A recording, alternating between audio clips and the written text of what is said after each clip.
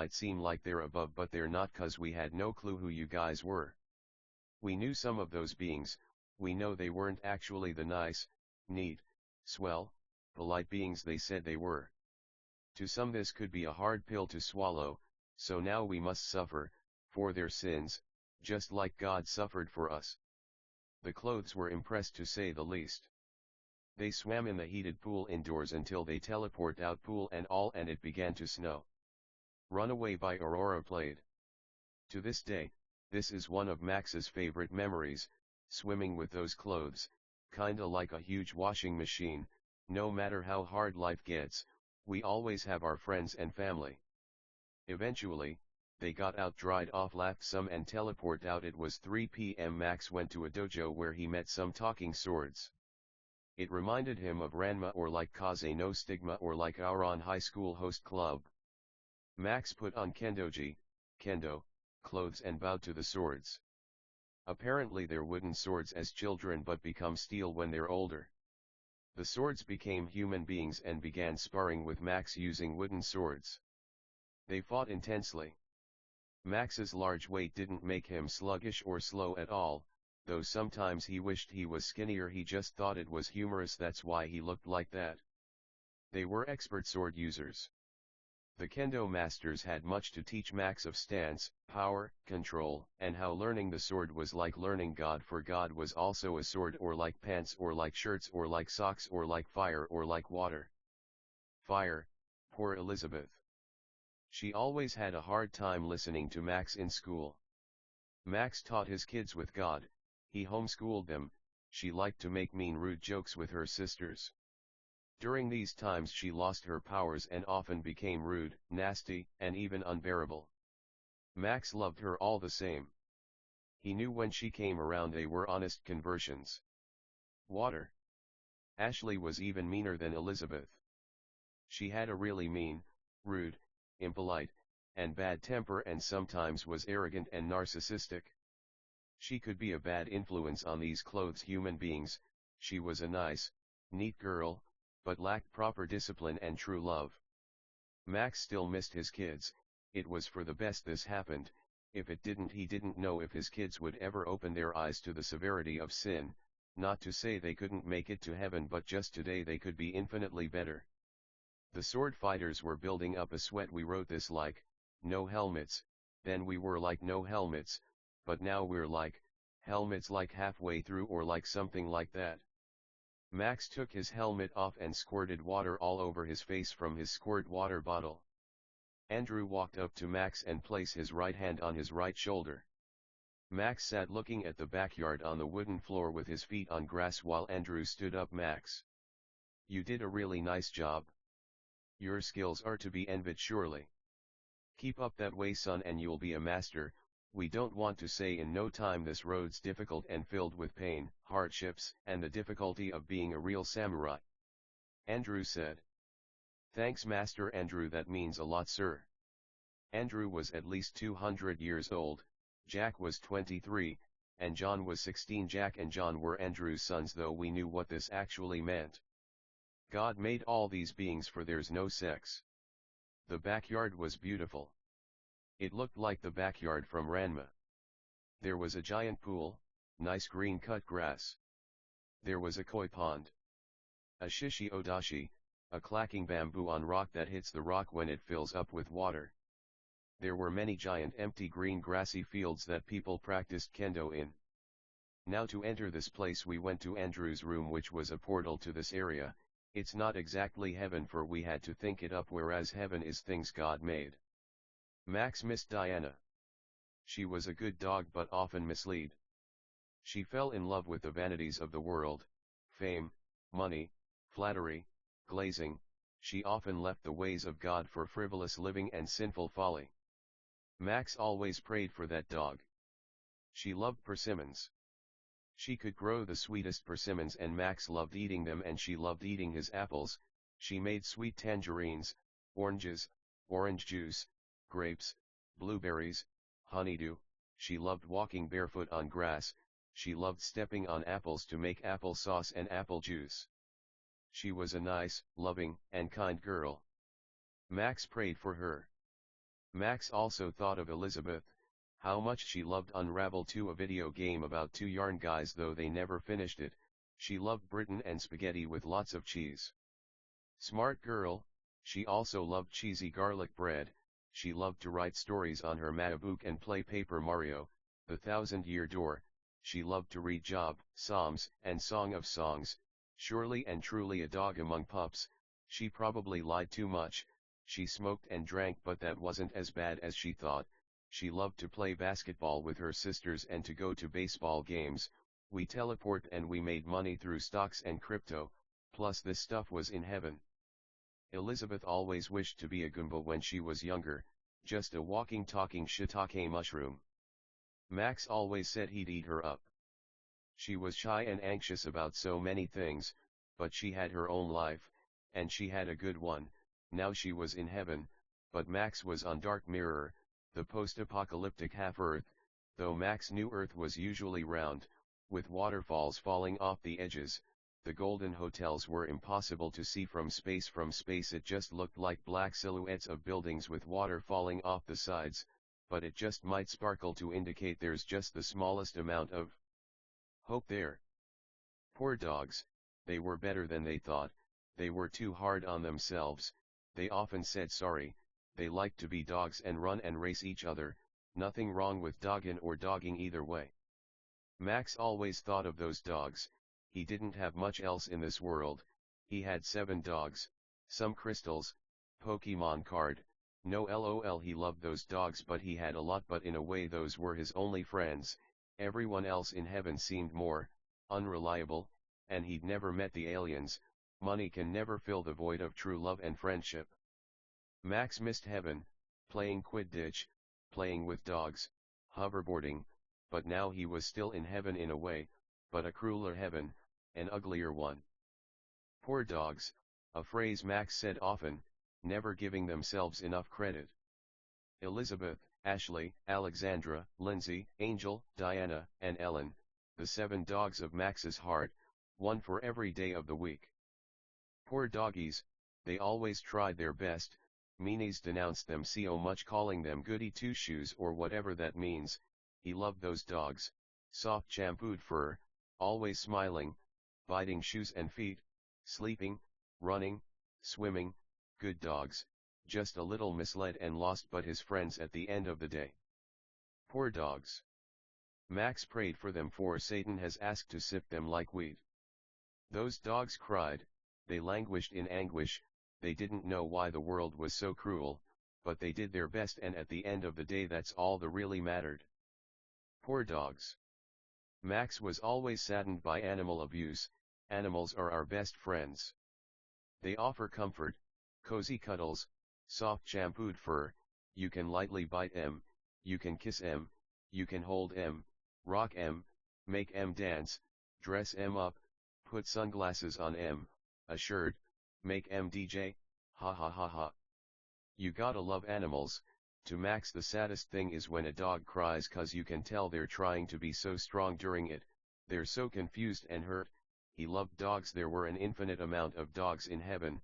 Poor dogs, it surely was a dog-eat-dog world. In a way Max wrote this book for his children so they'd learn to do the right thing. Poor dogs. God, Max's heart was broken. He might as well change the name of the book to Dempo. Poor dogs. Max hit his ice cigarette. He blew our carriages, TVs, Link in iron boots fighting Wolfos in ice cavern, and Naruto eating ramen. He liked to make little snow figures his ice smoke, though it was more like ice particles. Max passed his cigarette to Andrew, Jack, and John. Bear in mind guys, John was 16. But it was more like candy than a cigarette. Don't smoke, kids, and don't let fucking idiots tell you an ice cigarette is a cigarette. Well guys, Max said. He got up and put his fist into his open hand and kept the hand flat and bowed to show dignity and respect. You've taught me so much. We thank you for your kindness, niceness, neatness, swellness, polite manners, and hospitality.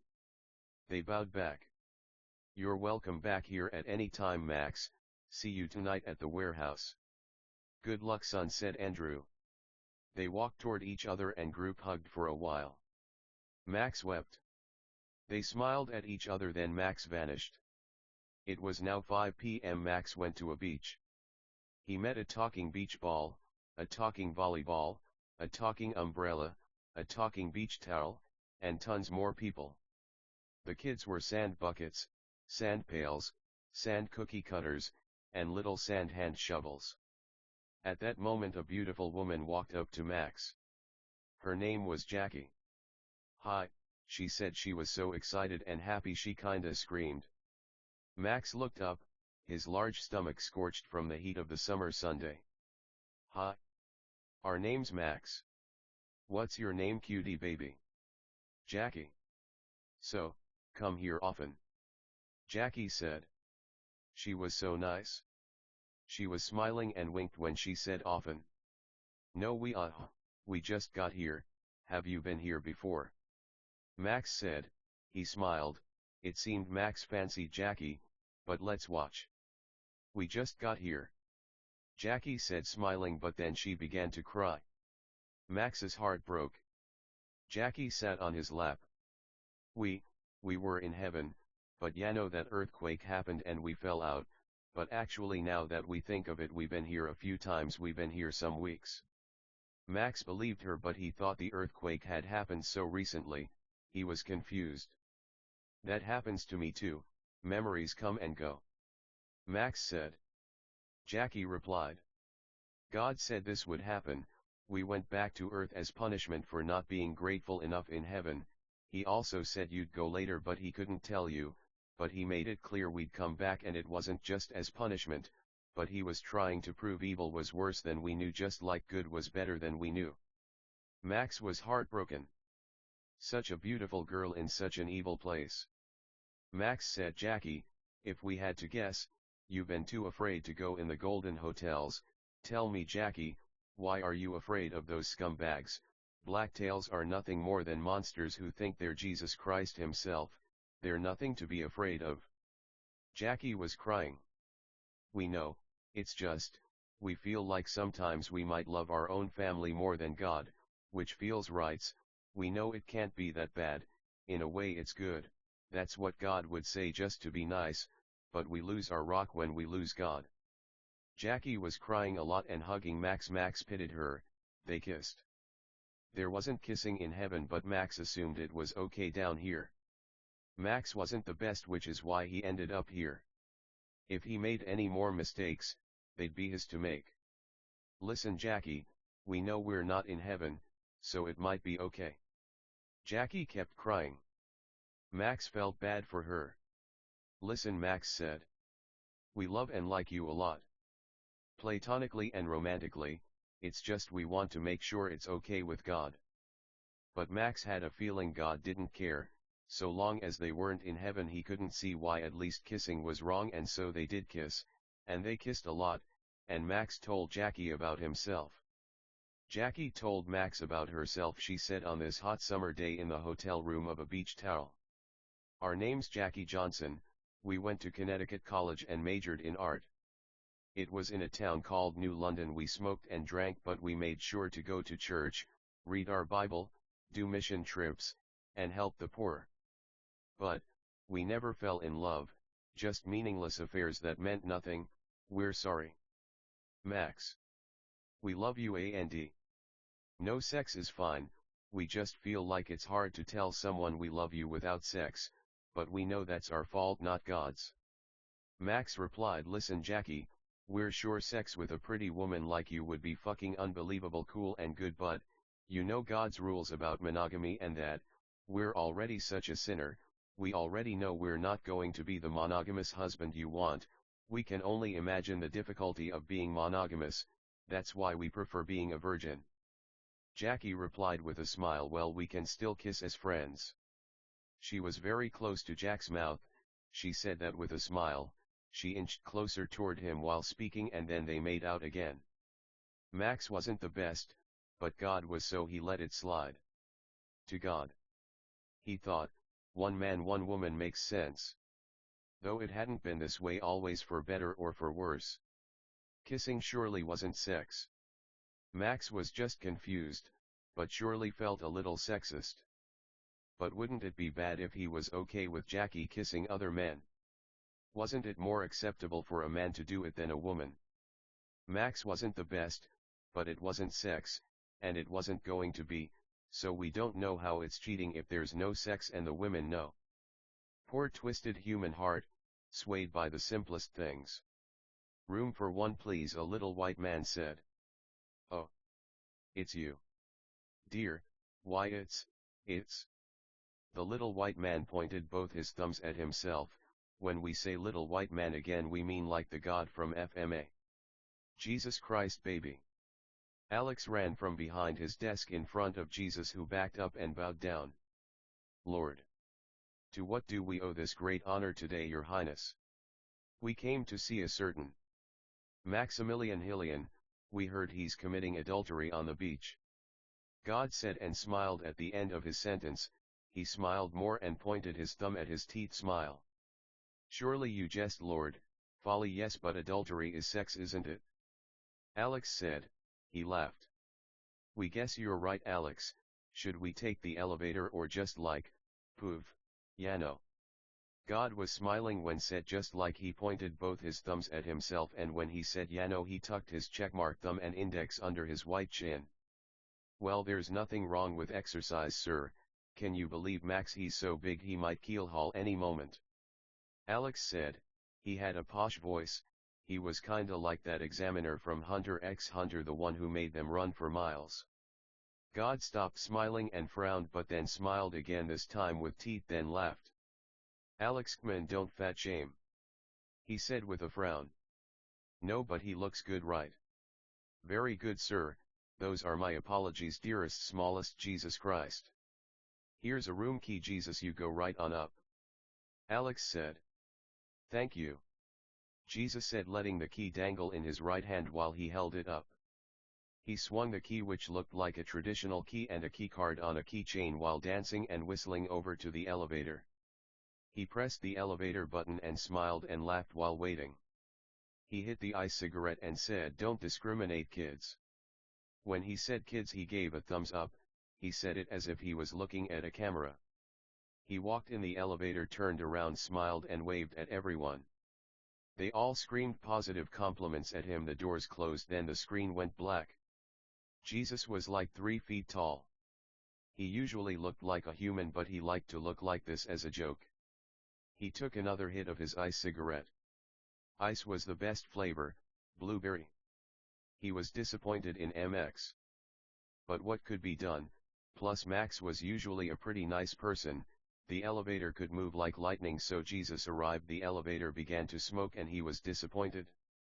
"We need to fix that. So weird, but technically we did it on purpose 'cause we thought it'd be funny to annoy people who are too picky, but how can it move so fast? Isn't that dangerous?" Jesus thought in a mocking voice. "That's the point, guys." Jesus didn't curse 'cause he was better than us. Jesus exited the elevator door and coughed as he waved smoke away from where a nose would be. "We wish we cursed. We don't, but we just pity people. No, it's not the worst thing at all, but it's wrong." Jesus walked down the corridor until he found the door he was looking for, but unlike all the doors, this one was opened with a sign that said "Welcome" stitched like embroidery in a frame hung on the door, red yarn over white cloth. The door was a portal that floated about a foot over a sandy beach. There were tons of people, though they looked like people. They weren't actually people. There were vaults, tables, desks, pens, pencils, anything you could think of, really. They were just chilling. They don't really eat, so no one was barbecuing or anything, but we know there was one Homo sapien there, and Jesus could already smell the ribs. Max was cooking with Jackie, and Jesus set foot on the sand and waved and chatted with people while walking. "Hey Jesus." "JC." "Little white guy." The last one was a human being. Jesus talked to lots of people before eventually get to Max, but when he got there he said, "Hi Max." "Who's she?" Max closed the door on the grill, ran over to God and hugged him. God also became fat in pity to Max. "She's Jackie," she said. "She's been here a few weeks and she's come to this beach a few times. It's such a coincidence. Whenever the towel people throw these parties is when she comes." Max said. Jesus said, "That is quite the coincidence indeed." Jackie, tell me Jackie, is there anything we can do to help you feel better? It seems like you've been sad. Jackie hugged God. Can we get some dogs? We love dogs. Jackie said. Just then 20 dachshunds from pups to elders spawned on the beach's hot tan sand. If it's dogs you want, then dogs you will get. God took a bite of a hot dog. Anyway Max, you know if you kiss one woman, you should only kiss one woman, but we know women can be cute, not for me though, we're better than everyone obviously. God said. Obviously, so God, how long do you think it'll take to get everyone back to heaven? Max replied. God said who knows. He looked genuinely concerned and deep in thought. He continued, we intend or like purpose for you guys to learn from this or like come back, this is a more limited heaven but more blessed in a way, for pain is a blessing. Max, we only came to encourage you to keep up the good work, unfortunately not everyone will pass our test or like get back to heaven. God bless you fatty. Max replied, God bless you too fatty. They hugged and Max laughed while he said it. We love you God, and they all group hugged. Then Jesus vanished. Max and Jackie continued to talk until the food was done. Jackie had some friends show up. Men and women. They were all actually human beings: Brad, Peter, Edward, Tommy, Haley, Jessica, Maddie, Cassie, Kayla, William, Stephen, Jose, Tracy, Stacy, Marilyn, Diamond, Olivia, and Ruby. Nice to meet you. Our name's Brad. What's your name? Max replied. So tell us guys, how are we feeling, fellow youths? We're all right, Peter said. We heard of you Max, you were a big deal in heaven. As bleak as God describes the situation, we might be the only people to do the right thing. Nice to see you. And Jackie hit it off.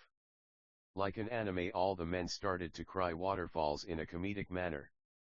You know Max, we tried hitting on these girls but it seemed like they all liked you. Like an anime, they stopped crying and they all had tuxes on and held bouquets of flowers. Our true love is God anyway, and it's even better because romance distracts from the love, kindness, justice, and beauty of God, the men said in unison. Anyway Max, we'd love to stay but we just wanted to help the girls get to know you. The men then left the Golden Hotel. Envy probably got M. They continued to fight the Blacktails, but who knew if they'd build up the courage to just leave and come back to Golden Hotel. Max blushed. This was a lot of women, it was kinda like Drake and Josh. Hey guys. The women all screamed excitedly. Max did notice the men kept flickering. Being a man is a difficult thing. These women didn't flicker, but God, they did bigger. He likes me most, Yano. Cassie said with a smirk. To you.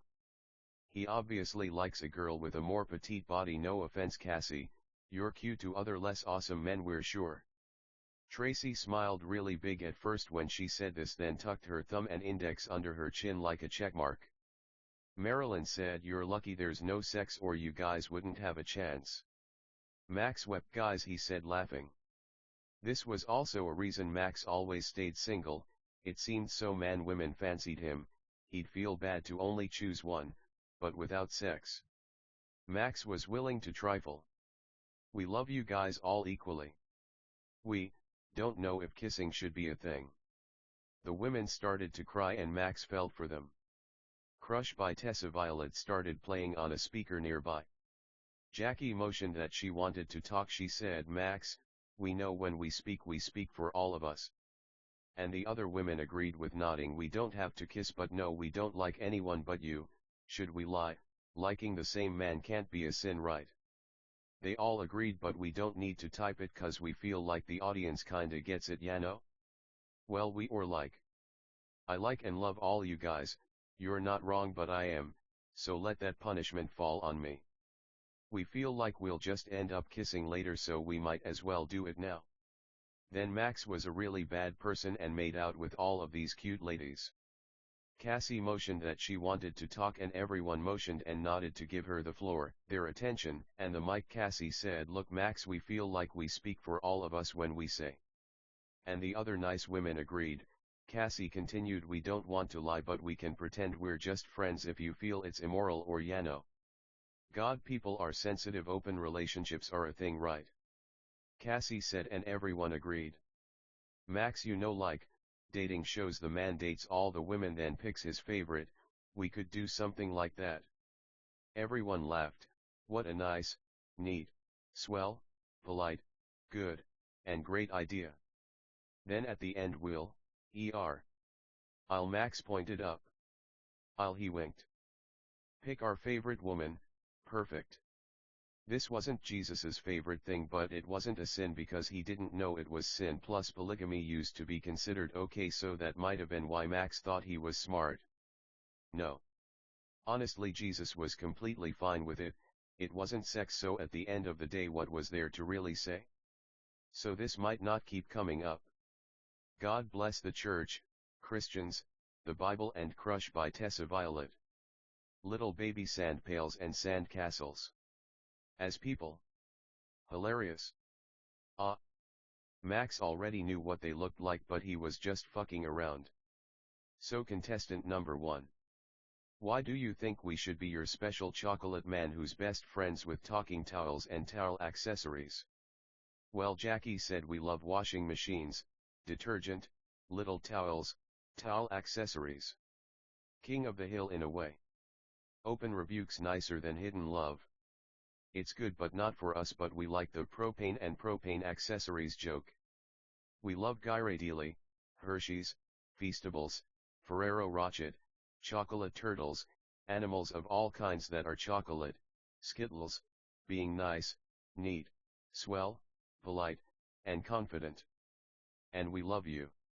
Jackie screamed in joy at the last part. Max wept. Such a nice answer. You are a nice and beautiful woman, and they kissed. He had her stand behind a curtain to hide what she looked like as a joke. One could only see her feet, that's it. Contestant number 2, please step behind the curtain. Tommy stepped behind the curtain. Even though we could all see her, we could see her silhouette, but that's it. Contestant number 2, what's your idea of the perfect date? Max asked in a silly, deep voice. Well. Tommy started excitedly, she seemed so happy. Max clearly liked and loved her a lot. They were just kids being silly, nothing wrong with that, that's how he saw it. We'd love a walk on the beach at sunset while holding hands, chocolate and flowers would be so nice. She yelled in excited glee. Lay on the sand on warm day. Swim. Walk the Santa Cruz Pier. You win me some stuffed animals. Nothing crazy, we could just stay in two as long as I'm with you, silly. Tommy finished. Nice answer, Tommy. We also love chocolate and flowers, and nothing is more beautiful than the Santa Cruz boardwalk, especially at sunset. Very nice answers, contestant number 2. Max said. They kissed. Contestant number 3, please follow us, Max said, and he led them to the water. Do you guys have magic powers? He asked. They cried, they didn't. They smiled. It's okay because the true magic of life comes from true love. They all said in unison. Wow! Max exclaimed, he started laughing. You guys all said the same thing, ha ha ha. Max said. Well, we'll have to give you our powers. Max temporarily relinquished his abilities and gave them to Haley. Haley. We want you to make us an ice sculpture. They were standing in the water about knee height. Haley took a deep breath and held her right palm up. She wept. She was nervous and anxious. Her face looked calm until it got a little more intense. Then an ice origami swan appeared about 3 inches tall. Haley wiped her face with her right forearm and smiled. Sorry guys, we just felt insecure, like we wouldn't be able to make anything cool, ha ha ha. Get it? Cool. Ha ha ha, come on guys, chill out.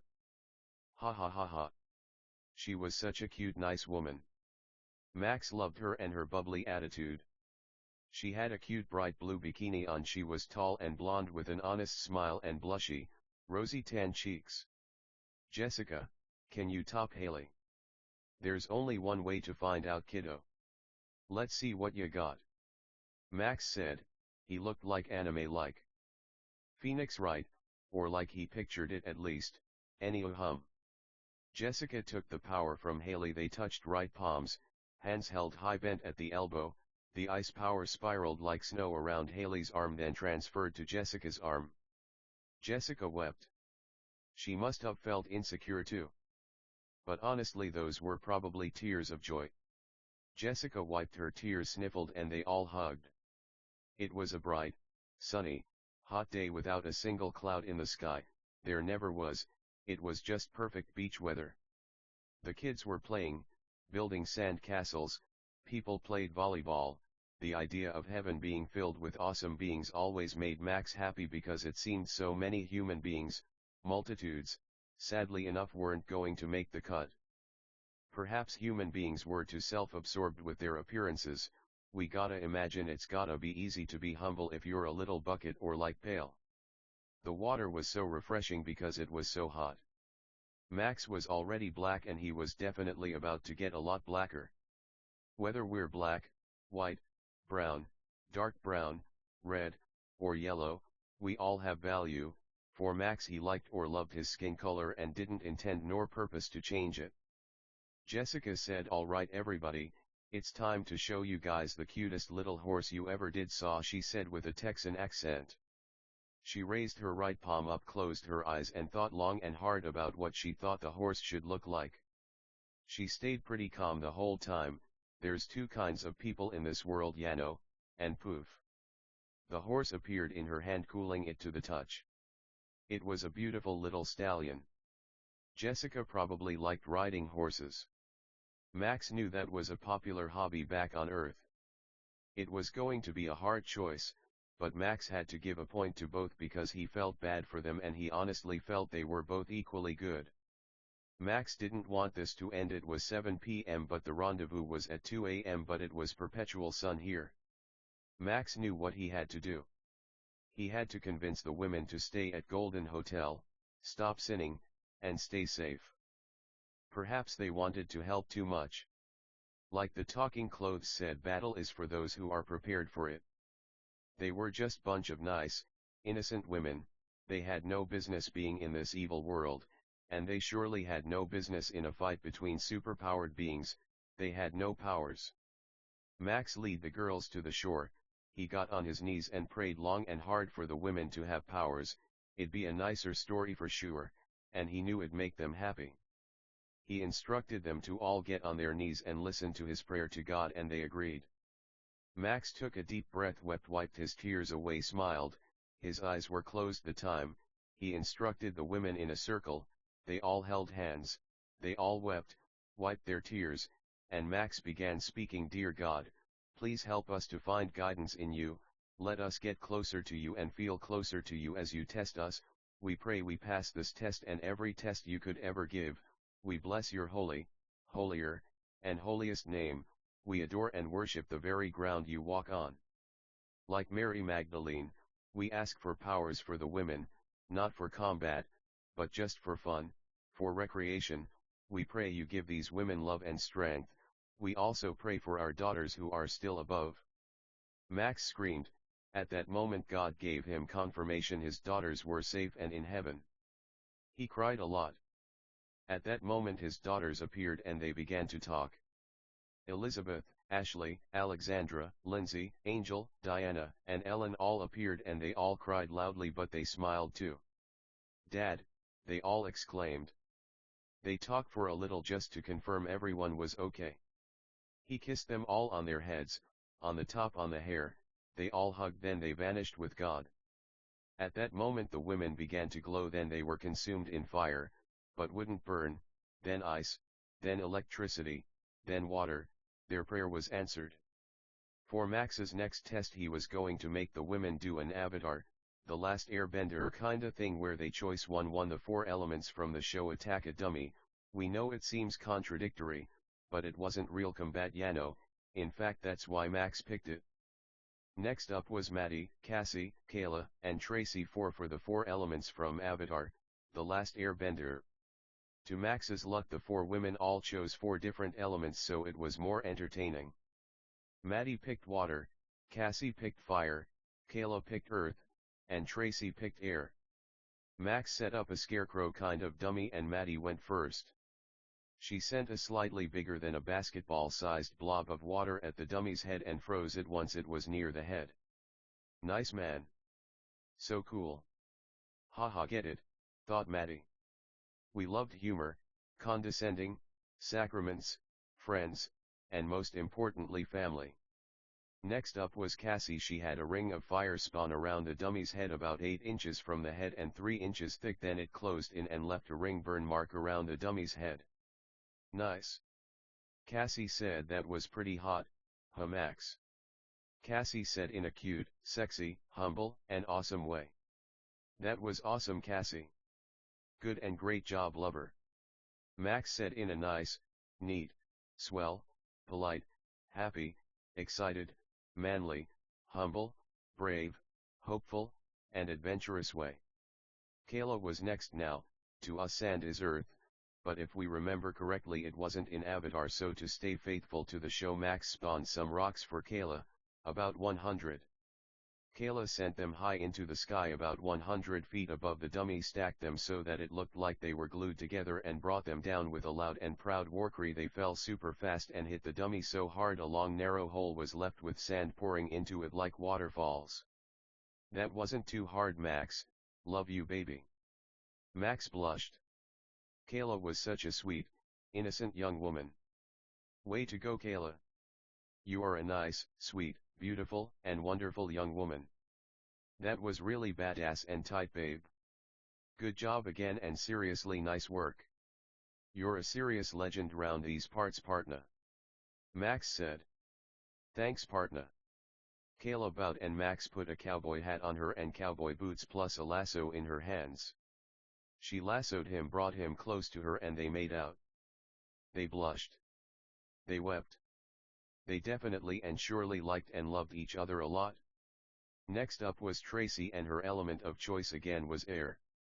She stood in front of the dummy, took a deep breath. She sent wind crescents at the dummy like Kagura of the wind, but instead of a fan the wind was visible swirling around her. Then she shed it off and it hit with such mean, nice, ferocious force the dummy was cut to pieces but stayed in place, but the arms fell off. Tracy had freckles, she was wearing a cute white bikini, and she screamed for joy and jumped up for joy with her arms high and proud. She wept quiet tears of anxiety, but also joy. Tracy loved to dance, she was sisters with Stacy, they loved to dance and they loved hip-hop. They also loved footwear and anime. People gave Em a hard time for no reason, but Max really liked Em. That was a breeze. Tracy said in a flirty, cute, and sexy way. Max blushed. He laughed at all their jokes cause he thought they were genuinely nice, neat, swell, polite, and funny. Max conjured a fake mustache on him and all the women. They all laughed. He also gave them top hats, canes, and full suits. They danced around and talked in a silly posh, fancy pants, dumb way, and they laughed because that's what kids did. Max walked over to a baby and picked her up. People in heaven were literally that nice. Max, we'd be offended if you didn't pick up our little 4-year-old, said a pair of beach ball parents. They became beach balls and rolled over to me. They didn't have face or anything, but they saw our Charlie Chaplin show and put on fake mustaches and monocles, and tuxedos. They became human beings again and told us her name was Susan. Susan said, "Hi Max. Mom and Dad told us you're a big deal in heaven and to God. Why'd you lose all your powers, Maxie, if you don't mind a smarter than you baby asking?" She wept. Sorry, like the Bible says, folly is bound in the heart of a child, but the rod of disciple drives it far away. If you love your child, give them the rod of discipline. If you denounce them, spare them the rod of discipline. Discipline your child and save their life, don't be a willing party to their death. She cried a lot. Poor kid, what a sweet, tender, and mild little baby. She looked like a little god, like a little white guy, no offense we guess, fucking, then a little baby girl, then a little baby beach ball. Max wiped the tears off that little beach ball and kissed her. Max said, "You know what else Proverbs says, you little baby genius boss baby. Open rebukes nicer than hidden love, Why not look like a little baby girl? So meanies reading this don't give us a hard time, huh? Under the lighting sun, under the snowy icy cloudy snowing icy lightning sun, under the drowning snowing angelic snowing icy lightning icy snowing sun, under the lightning icy snowing angelic icy snowing lightning Sunday.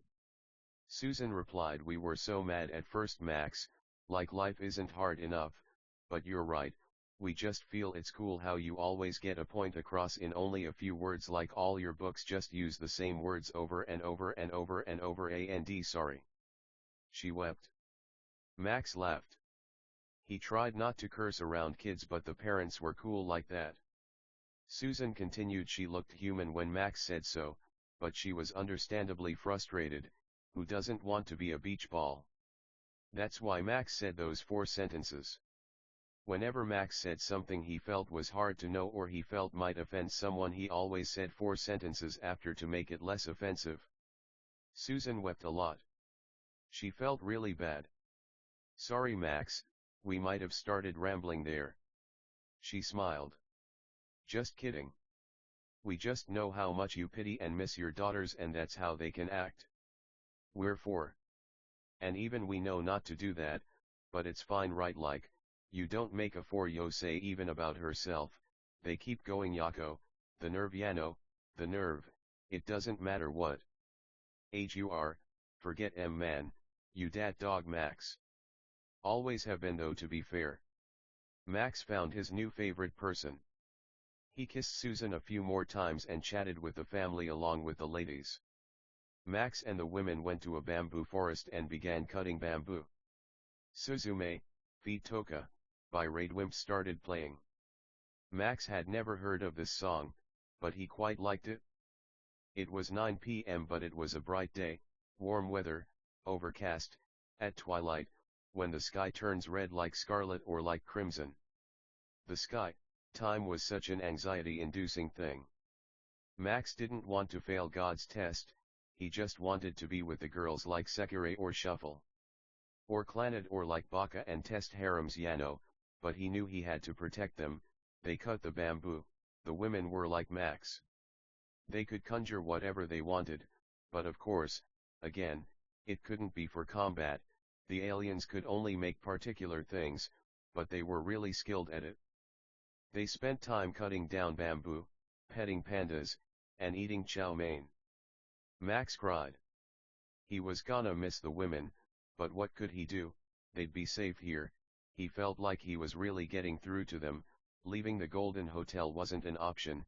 These dark tales, these seemingly intelligent monsters, these silhouettes, they were just that, figments of our imaginations, fake, fiction, not exactly, but without love we're no one. It seemed almost no human beings would be nice and stay in the Golden Hotels. Human beings were always in and out, but Max talked to some people earlier on FaceTime. It seemed as if they'd do the right thing. Olivia D already left, so afraid of beings who can't really even hurt us, a strange notion to Max. But he brought the women here to cheer them up about not being able to fight. Perhaps if they trained enough one day they could fight, though again, it wasn't the most enviable position.